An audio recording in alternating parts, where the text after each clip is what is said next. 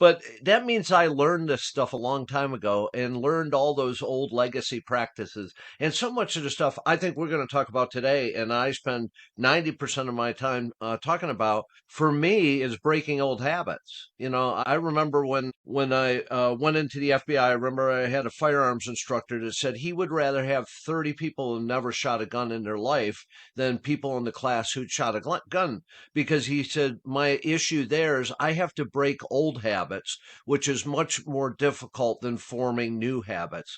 So for a lot of people we're talking to, unless they're up and coming into the field, this is a new arena. We have to break those habits.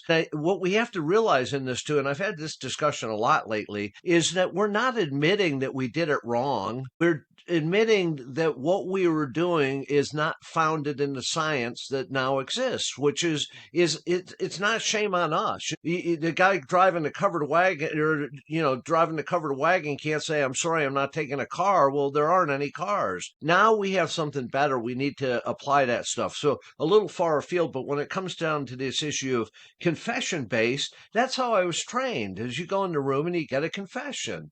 I don't recall being trained you go in the room and get the truth.